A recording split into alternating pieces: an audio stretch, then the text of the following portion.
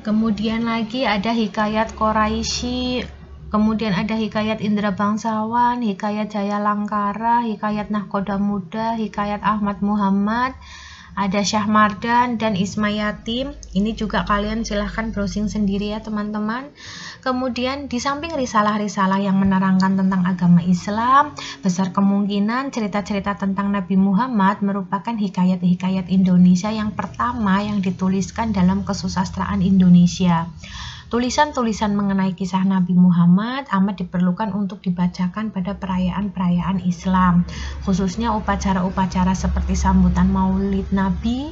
Kemudian tradisi ini menggalakkan penulisan hikayat tentang Nabi Muhammad yang mungkin merupakan hikayat di masa Indonesia lama.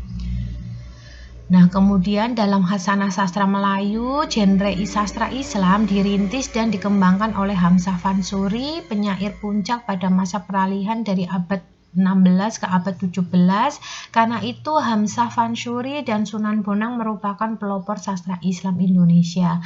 Adapun ciri-ciri penting dalam puisinya adalah semua puisinya bersajak 4 baris dengan skema akhir AAA, suatu bentuk puisi yang disebut syair. Jadi kalau misalnya kita ciri-ciri sastra lama atau ya sastra lama yaitu bersajak AA begitu ya teman-teman. Ini karena memang berawal dari para pujangga-pujangga terdahulu kita ya. Di situ merupakan puisi sufistik yang tema utamanya adalah fana, hancurnya kesadaran terhadap adanya tubuh kasar, cinta ilahi dan kemabukan mistik. Terdapat banyak kata ambilan dari bahasa Arab dan sejumlah bahasa Jawa, kutipan Al-Quran dan hadis, dan ucapan syariat, maksudnya dari Sayyidina Ali, kemudian Abu Yazid dan Al-Halaj. Nah, kemudian terdapat sejumlah baris syair dan jumlah suku katanya itu 8-12 karena mesti 4 baris itu berarti kelipatannya 4 gitu loh. Nah, dalam setiap lariknya yang memiliki kesamaan dengan baris-baris puisi penyair Sufi Persi. Nah, puisinya di sini banyak menggunakan simbol dan 3 simbol besar yang memenuhi puisinya adalah lautan sebagai simbol wujud ketuhanan yang tak terhingga, anggur sebagai simbol kemabukan mistik dan kekasih simbol kekasih ini antropomorfis yang melukiskan di sini cinta transendental.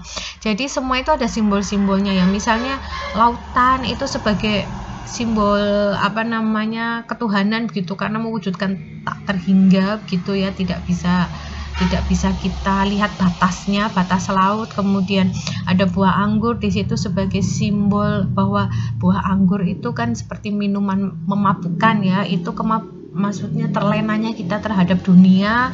Kemudian ada simbol cinta-cintaan di situ ya, kekasih itu simbol cinta transendental di situ, antropomorfis. Nah, kemudian sebagai contoh di sini Hamzah Fansuri di dalam Makkah mencari Tuhan di bait Ka'bah, di Barus ke Kudus terlalu payah akhirnya berjumpa di dalam rumah. Nah, ini kan contohnya mesti 4 baris syair. Kemudian contoh lain, hapuskan akal dan rasamu, lenyapkan badan dan nyawamu, pejamkan hendak kedua matamu, sana kau lihat permai rupa. Nah, permai rupamu. Nah, ini contoh puisi-puisi zaman dulu ya teman-teman. Syair-syair zaman dulu. Jadi karya sastra itu selalu dekat dengan zamannya. Yang selalu saya tekankan, karya sastra selalu dekat dengan zamannya. Jadi kita bisa melihat isi sebuah zaman itu dari karya sastra yang beredar, yang diciptakan oleh para pujangga-pujangga. Seperti itu ya teman-teman, nanti kita akan lanjut.